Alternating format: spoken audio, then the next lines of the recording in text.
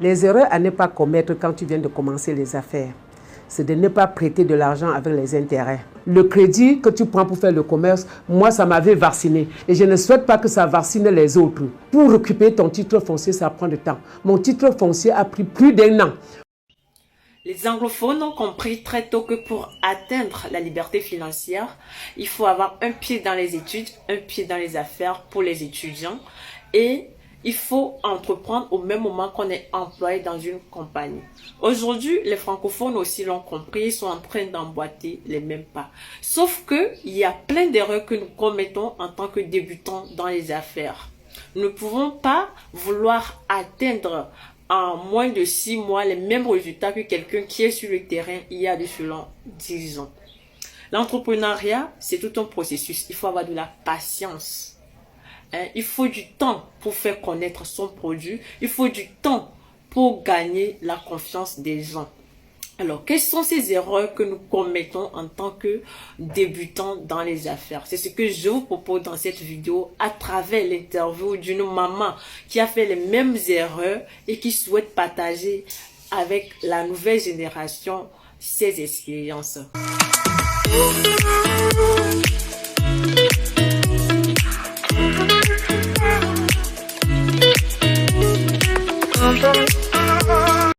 Si tu me découvres dans cette vidéo, mon nom est Sadia Orotou. Sur cette chaîne, on parle mindset, on parle entrepreneuriat, on parle business. Si ces sujets t'intéressent, je t'invite à faire 2 choses. Premièrement, à t'abonner sur ma chaîne.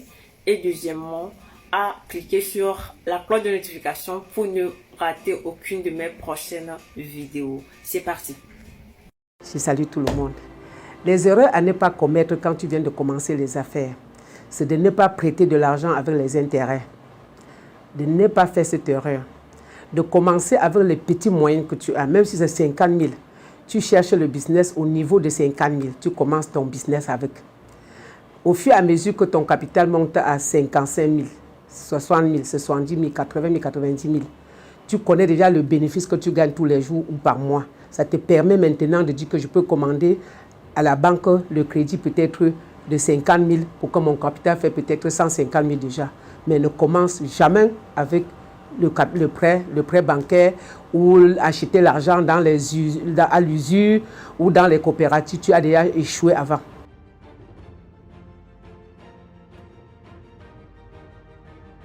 En vérité, on ne peut pas commencer un business en allant prendre un prêt à la banque.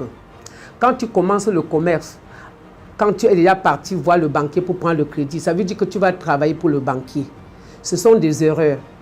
Parce que tu as mis la barre trop haut, alors que ce n'est pas ça le commerce. Quand tu veux faire le commerce, tu fais avec tes moyens. Parce que quand tu prends le prêt bancaire, 80% des gens qui font l'usure, eux souhaitent toujours que tu ne rembourses pas pour qu'ils bouffent ton terrain. D'autres souhaitent que tu ne rembourses pas pour qu'ils récupèrent ta maison ou ta voiture. Donc, ce n'est pas bien de commencer par le prêt bancaire ou par l'usure. Et beaucoup d'autres argent que vous prenez aussi dehors, vous ne savez pas ce que la personne pense de vous. Moi, je pense qu'il faut fabriquer son capital un peu, et tu auras un bon capital. Et quand tu auras peut-être 5 millions, tu peux demander un crédit de 10 millions. Parce que le banquier lui-même, le banquier ne donne pas l'argent aux pauvres. Le banquier donne l'argent à celui-là qui a de l'argent. Preuve en est que quand tu peux à la banque demander le crédit, le banquier te demande que si tu as un titre foncier, quand tu dis oui, il dit dans quelle zone? Le banquier après maintenant demande que quand tu montes ton projet, si tu penses que tu peux gagner combien par mois? Si le banquier voit que dans ton projet, tu vas gagner au moins 3 millions par mois, il va te taxer les intérêts sur les 3 millions. Le banquier va te dire, comme le business de Madame Fossissi, le capital de 5 millions peut produire 3 millions. Ça veut dire que je dois dire que les intérêts, c'est que 20%. Et le 20% à l'heure là, tu n'as pas le choix. Tu vas seulement prendre parce que tu as contacté le fournisseur. Et tu as dit au fournisseur que je peux acheter pour 5 millions. Maintenant, le banquier sait déjà que tu es sous pression. Et le banquier ne te donne jamais l'argent au temps où tu es normal. Le banquier attend toujours que quand tu es à la gorge. Et il t'appelle, oui, ok, prends alors parce que lui, il communique avec ton fournisseur. Ce qui est sûr que quand tu veux demander un crédit à la banque, tu dois toujours dire que mon fournisseur c'est tel, mon fournisseur c'est tel. Maintenant, tu lui donnes les documents. Il peut aussi appeler le fournisseur pour savoir à quelle période tu vas commencer à prendre le crédit. Maintenant, Toi, quand il discute avec le fournisseur, quand il connaît la période où tu vas prendre le crédit, le banquier attend, il te met un peu sous pression, il te met sous pression un peu. Jusqu'à le jour qu'il sait que le conteneur est déjà prêt à arriver, il dit maintenant, quand on peut te donner le crédit, on peut te donner 30 millions. Quand on te donne 30 millions, tu vas seulement accepter les 20% parce que tu es déjà en pourparlers avec le fournisseur. Tu ne veux pas que ton fournisseur te déçoive, qu'il pense que tu es une femme ou un homme malhonnête. Donc, je ne pense pas que commencer le business avec le crédit, c'est une bonne chose. Mais s'il arrive que tu veux commencer avec ton argent et que c'est trop petit, si tu as peut-être une tante ou un papa ou une maman, que tu peux lui dire que maman, mon business, si je veux commencer avec 500 000. S'il peut te donner les 500 000, tu lui rembourses peut-être chaque mois 500 000 sans intérêt, c'est encore bien. C'est encore mieux. Si cette personne peut donner, c'est bien. Maintenant, si tu peux voir un fournisseur qui te donne un crédit fournisseur, c'est-à-dire on te donne les marchandises, tu vends avant de payer. C'est aussi bien sans problème parce que si tu ne vends pas, il peut venir récupérer ses marchandises. Mais le crédit fournisseur est le meilleur crédit. Je dis c'est le meilleur crédit. Ne crée jamais le problème à ton fournisseur. C'est lui-là qui te donne de vendre avant de payer. C'est ton patron. C'est un bon partenaire. C'est celui-là que tu ne dois pas le décevoir. Donc voilà la meilleure façon pour ne pas commencer les affaires avec le prêt bancaire ou l'usure ou quoi que ce soit. Vaudrait mieux aller vers la famille ou vers une tontine qu'on classe peut-être 1 million, chacun bouffe, après l'autre bouffe, ainsi de suite. Si vous êtes 10, vous cotisez 10 millions, peut-être 100 000, ça fait 1 million par exemple. Là, c'est bon. Parce que quand je veux prendre les 1 million sur 10 personnes, je rembourse en 10 mois sans intérêt. Là, j'ai le courage de les rembourser.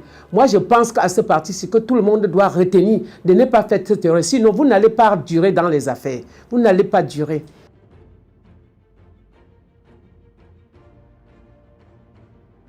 Quand j'avais côtoyé mon crédit à la banque, c'était à Ecobank. Ecobank m'a accordé le crédit et m'a demandé d'aller voir mes partenaires qui étaient Orange pour qu'on me livre une attestation irrévocable. Cette attestation irrévocable, c'est pour dire que quoi? Chaque fin du mois, mes commissions partaient directement à la banque. Mais à la fin, Orange n'envoyait pas mes commissions à la banque et la banque aussi ne réclamait pas. Ce qui fait que la banque et Orange, je ne sais pas comment ça se passait.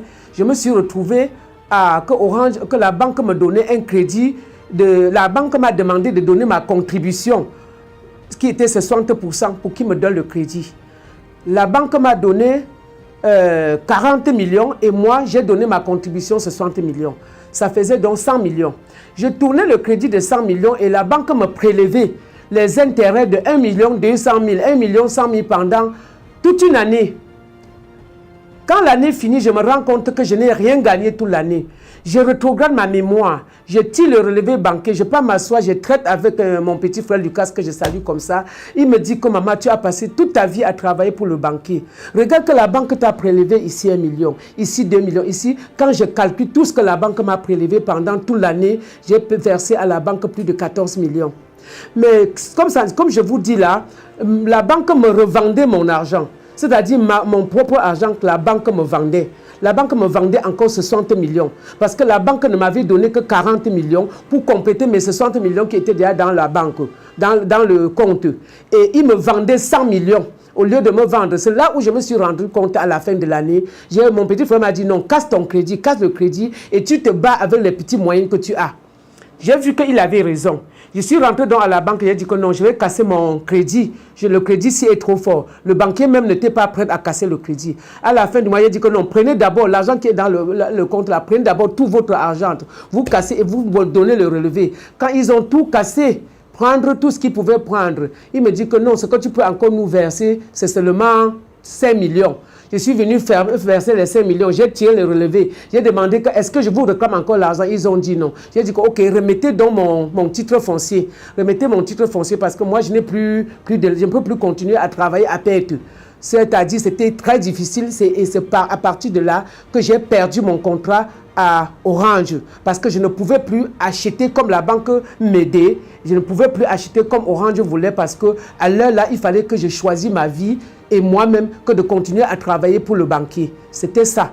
Et je crois que mes vidéos passées, je vous ai expliqué un peu cette histoire. Donc, le crédit que tu prends pour faire le commerce, moi, ça m'avait vacciné. Et je ne souhaite pas que ça vaccine les autres. Ne restez pas dans ce lancer-là parce que ça va vous mettre au quartier pour de bon. Et les gens vont vous voir comme une femme malhonnête ou un homme malhonnête, alors qu'au départ, tu n'étais jamais malhonnête. Tu es venu juste avec ton capital. Le capital que tu pouvais travailler doucement avec, on t'a mis là-bas trop en disant que tu dois faire 100 millions, tu dois faire 50 millions. On te bombarde les chiffres d'affaires que tu ne peux pas. Maintenant, quand le chiffre d'affaires est trop fort, tu es obligé de rentrer voir le banquier pour dire comment faire pour atteindre mon objectif. Le banquier t'aide donc pour faire ton objectif, mais le prix coûte trop cher. Le prix était trop cher. Ça, c'est mon expérience que j'ai eue en 2010. Et j'ai perdu ce contrat en 2013 parce que je forçais avec mes petits moyens. Je forçais et ça n'allait plus. Orange ne voit pas supporter. Mais je vous dis aussi que lorsque tu finis avec le banquier, pour te remettre ton titre foncier, ce n'est pas un cadeau. Je sais que le banquier vont se fâcher, mais ce n'est pas bien ce que vous faites aux femmes d'affaires et aux hommes d'affaires. Quand tu rembourses même tout le crédit, pour qu'on te donne ton titre foncier, on te dit maintenant que c'est hypothéqué chez le notaire. Et c'est toi qui dois encore aller payer les frais chez le notaire. En te donnant le crédit, tu allais payer à la banque. Mais le moment de retirer, on t'envoie le notaire. Le notaire te dit de payer les frais. Quand tu paies ce frais chez le notaire, là, tu continues à souffrir. Et c'est comme ça que quand tu prends même le crédit, pour récupérer ton titre foncier, ça prend du temps. Mon titre foncier a pris plus d'1 an pour qu'on me remette. Quand j'ai regardé mon titre foncier comme ça, j'ai dit que donc tu vis encore. Donc mon titre là vivait encore. Donc je voudrais dire avec toute fermeté à tous ceux qui vont prendre le crédit à la banque de faire très attention. De faire très attention. Parce que je suis passé par là. C'est vrai qu'aujourd'hui, je suis en train de prendre ma retraite, mais ce n'est que dans le cercueil qu'on sait qu'on a pris sa retraite. Et je suis très content de vous expliquer. Je suis content de vous expliquer.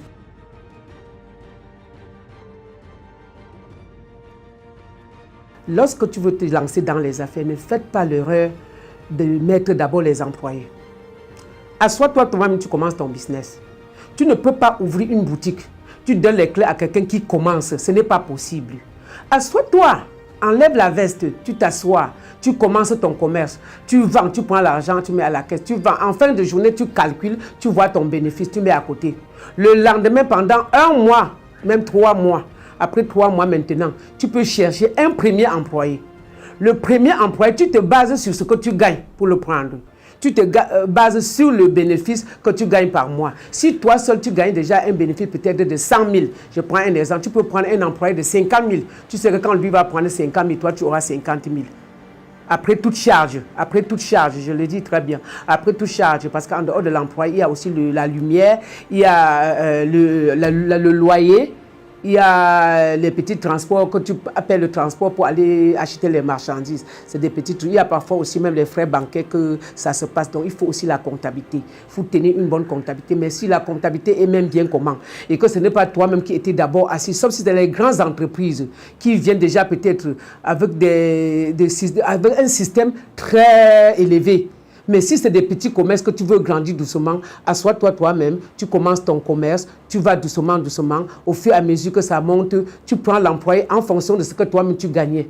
Si tu commences à gagner 200 000, tu prends 2 employés. Si tu commences à gagner 300 000, tu prends 3 employés. Tu peux t'arrêter sur 3 employés d'abord. Ça veut dire que la caissière, la vendeuse et la commerciale et le magasinier, les 3-6, tu t'arrêtes là-bas. Vous vous entendez sur le salaire. Tu tiens des réunions avec eux au moins 1 fois par mois. Pour un patron qui est trop paresseux pour faire des réunions. Au moins 1 fois par mois.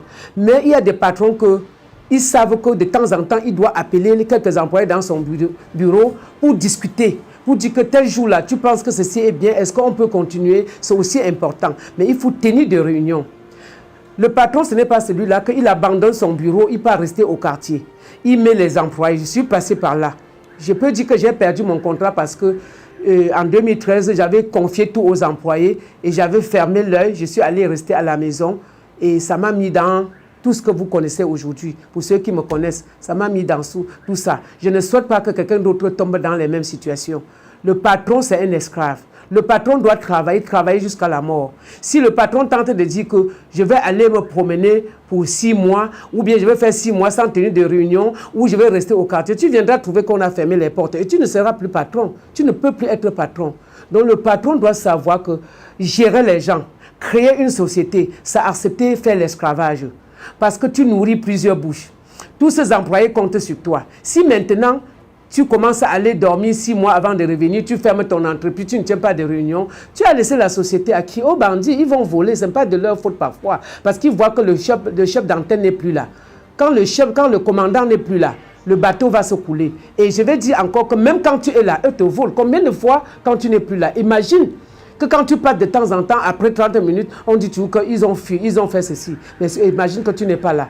Donc vraiment, à tous les patrons qui m'écoutent, de ne pas abandonner votre société uniquement aux patrons, d'avoir un regard particulier, de suivre aussi votre business, pour éviter que les employés aussi ne s'égarent. Parce que l'autre aussi, on les intoxique. Mais si tu étais là, tu allais l'appeler pour dire que n'écoute pas celui-là, celui-là veut te tromper.